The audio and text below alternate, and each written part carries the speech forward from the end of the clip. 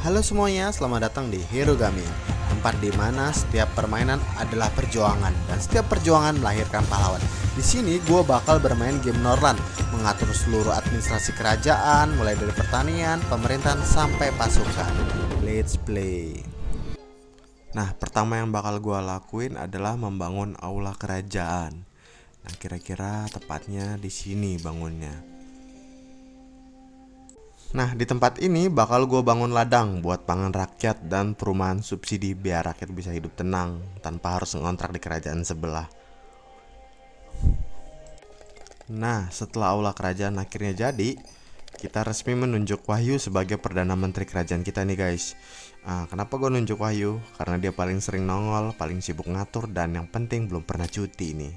Oke, mulai sekarang kita urus administrasi kita ke Wahyu. Selanjutnya kita bangun camp penabang pohon. Karena tanpa kayu teman-teman, kerajaan ini cuma kuat di wacana. Biar apa? Biar pembangunan jalan terus, rumah rakyat jadi, dan Wahyu nggak stres ngurus laporan kosong. Oke, kita taruh di mana ya? Kira-kira kita taruh di sini kayaknya ya. Biar hutan-hutan di sini pada gundul dan terus kayu-kayunya pada lari ke perumahan rakyat. Oke guys.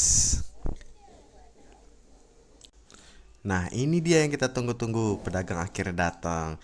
Kayaknya sih yang cocok ini Juwita nih guys. Kita serahin urusan jual beli ke orang yang tepat, biar kas kerajaan aman, rakyat senang, dan pedagang pulang tanpa drama. Oke, kita borong seperlunya buat perpustakaan kerajaan, buku-buku ini, biar Wahyu sebagai Perdana Menteri juga punya alasan kelihatan sibuk. Soalnya percuma punya kerajaan besar kalau bangsawannya masih mikir bumi itu datar. Nah, habis itu kita jual produksi wortel kita guys. Soalnya wortel kita ini lagi panen raya. Kalau nggak dijual sekarang, nanti malah jadi pakan kelinci kerajaan. Lumayan lah hasilnya buat nambah kas kerajaan. Biar bisa bayar pembangunan, sama bayar gaji para bangsawan yang hobinya cuma rapat. Oke, lanjut lagi ya. Sekarang kita beli tepung. Kenapa tepung? Karena rakyat nggak bisa hidup cuma dari wortel doang. Wortel sih sehat, tapi kalau tiap hari makan wortel ya bosen juga sih. Makanya jadi kita buat variasi makanan rakyat biar kerajaan kita tuh nggak dikenal sebagai kerajaan wortel. Selanjutnya kita beli bir. Soalnya kalau bangsawan mulai banyak mikir, rapat bisa molor, keputusan nggak kelar-kelar. Jadi kita stok bir secukupnya, biar suasananya tetap cair, diskusi lancar, sama kerajaan kita tuh aman terkendali. Nah, ini kita pindahin dulu bangunannya ya. Bukan karena kita salah bangun, tapi kita benar-benar mau nata pembangunannya. Daripada nanti kelihatan rapi di awal tapi chaos di tengah jalan, jadi sekarang kita rapin dulu tata letaknya biar kedepannya enak dilihat.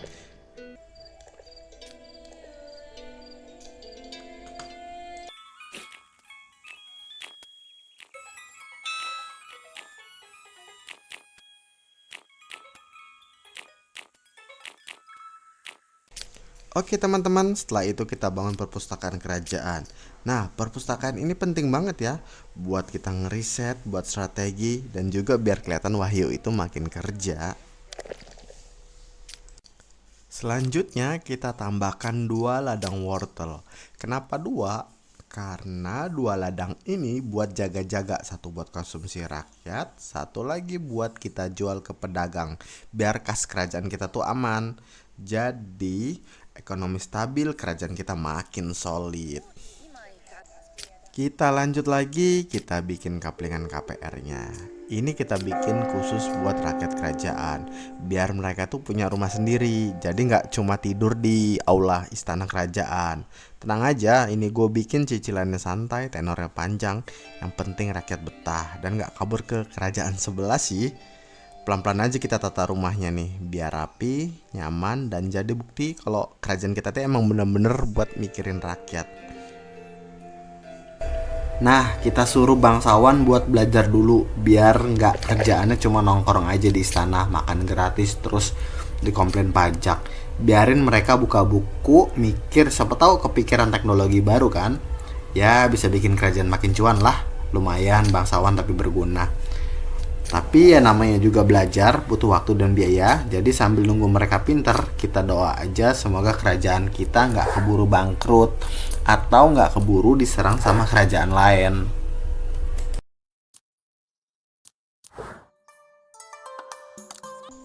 Nah, karena risetnya udah jadi 100%, artinya apa teman-teman? Artinya para bangsawan ini beneran baca, bukan cuma buka bukunya doang. Jadi kita bisa lanjut lagi bangun ladang rutabaga. Kayaknya kita bakal bangun 3 ladang rutabaga. Biar apa? Biar rakyat di kerajaan kita itu nggak hidup di dunia perwortelan aja sih. Biar nggak makan wortel terus. Jadi gue bikin variasi pangan biar menu kerajaan kita itu nggak itu doang, dan ekonomi kita makin stabil. Dan juga rutabaga ini kita jadiin cadangan buat jaga-jaga kalau suatu hari wortel kita lagi emang nggak panen.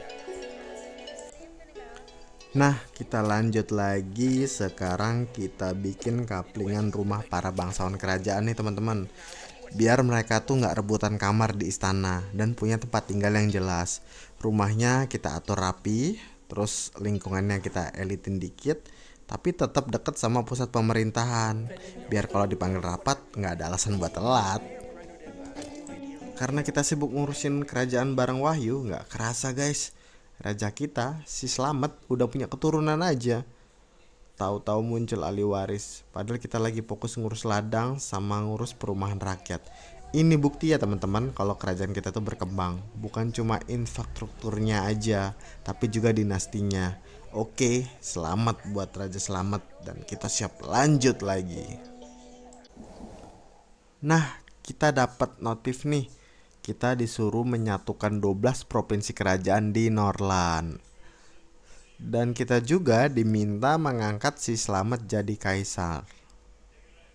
Tapi pertanyaan gue guys, apakah Slamet ini cukup umur buat jadi kaisar atau tidak? Atau mungkin dia dikudeta dengan para bangsawan lainnya? Jadi di sini ya guys, gue cuma bantuin aja. Gue nggak bakal ikut campur soal takdir. Gue cuma nyiapin jalan, sisanya biar rakyat, bangsawan, dan Raja Slamet yang nentuin. Kita lanjut sampai mana kerajaan Norland kita berkembang. Di kejauhan kelihatan Wahyu udah marah-marah sama pekerja. Kayaknya sih laporannya tuh numpuk. Sebagai Perdana Menteri kayaknya tekanan dia tuh berat antara target kerjaan dan tenaga pekerja yang mulai kendor. Oke, kita biarin dulu Wahyu ngeluarin emosinya.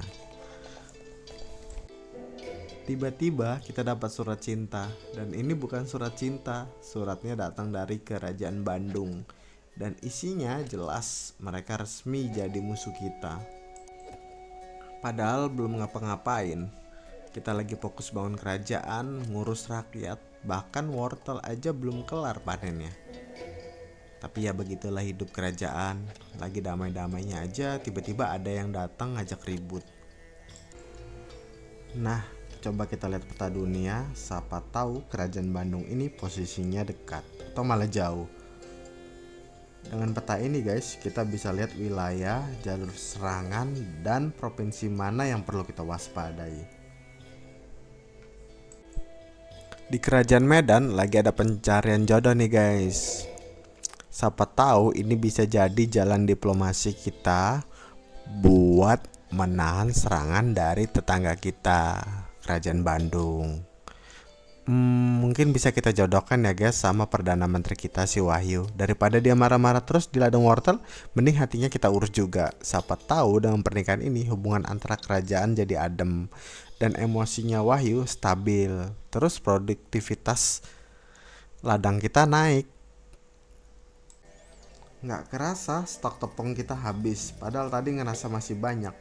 Ternyata udah habis aja. Daripada rakyat mulai bingung mau makan apa, cuma makan wortel terus, kita putusin buat beli lagi. Ditambah kita stok bir lagi, biar Wahyu nggak gampang emosi lagi. Oke, stok aman, kerajaan kita bakal lanjut. Selanjutnya kita jual kayu kita ya. Kayunya udah numpuk tuh di gudang, daripada jadi pajangan mending jadi pemasukan. Kan lumayan hasilnya buat nambah-nambah uang kas kerajaan. Akhirnya resmi juga Wahyu menikah. Dari Perdana Menteri yang hobinya marah-marah di ladang wortel, sekarang statusnya naik jadi suami orang. Semoga setelah menikah ini si Wahyu emosinya lebih stabil, terus keputusannya makin bijak. Nah, lanjut lagi kita bangun bangunan penjara. Bukan karena kita jahat sih, tapi buat jaga-jaga aja. Soalnya di kerajaan ini kalau perut kenyang tapi kelakuan masih aneh, ya berarti butuh kamar khusus. Penjara ini kita bikin penting buat rakyat yang kebanyakan protes atau bangsawan yang sok jago tapi bikin rusuh. Daripada bikin owner di luar, mending kita sedain tempat merenung. Tenang aja, penjara aman. Cuma yang gak aman masa depan mereka. Ternyata udah ada bandit aja di negara kita, guys. Bandit-bandit ini muncul diem-diem kayak mantan yang tiba-tiba ngechat pas kita udah move on. Nah, sekarang pilihan kita cuma dua, mau ditertipin baik-baik atau kita kenalin sama bangunan yang kita bangun tadi. Kita kedatangan bangsawan wanita, guys. Katanya sih pinter dan berpengaruh. Mudah-mudahan bukan tipe yang senyum di depan, drama di belakang ya. Kalau dia beneran cerdas, kerajaan bisa makin maju. Tapi kalau hobinya adu domba, ya nanti kita kenalin juga sama fasilitas istana, dari ruang rapat sampai penjara. Untuk sekarang kita sambut dulu dengan baik sambil tetap waspada. Soalnya di kerajaan kita ini kalau yang kelihatan kalem belum tentu nggak bikin masalah. Kita kedatangan tamu, guys. Datangnya rame-rame, mukanya pada sangar-sangar nih, mintanya tepung. Padahal di gudang tuh nggak ada tepung sama sekali. Karena kita kerajaan yang baik hati, yang penting niatnya bertamu. Akhirnya kita kasih wortel aja, guys. Dan kebetulan juga ini hari pernikahan Wahyu dan Selma di kerajaan kita. Di saat negara lagi ribet, bandit mondar-mandir, terus tamu berandalan minta tepung. Semoga pernikahan Wahyu dan Selma ini jadi pembawa berkah buat kerajaan. Rakyat bahagia, ekonomi lancar, dan yang niat bikin rusuh jadi lupa sama niat jahatnya. Oke, selamat Wahyu dan Selma. Dan juga buat teman-teman, kita sudahi dulu episode ini. Perjalanan kerajaan kita masih panjang, drama kita juga masih banyak, dan masalah juga bakal belum habis. Di episode 2 nanti, kita bakal lihat kelanjutan kerajaan kita ini. Apakah makin maju atau malah makin chaos. Jadi pastikan kalian subscribe, like kalau terhibur, dan tulis komentar kalian biar kita lanjut bareng di episode berikutnya. Bye bye, sampai ketemu di episode 2.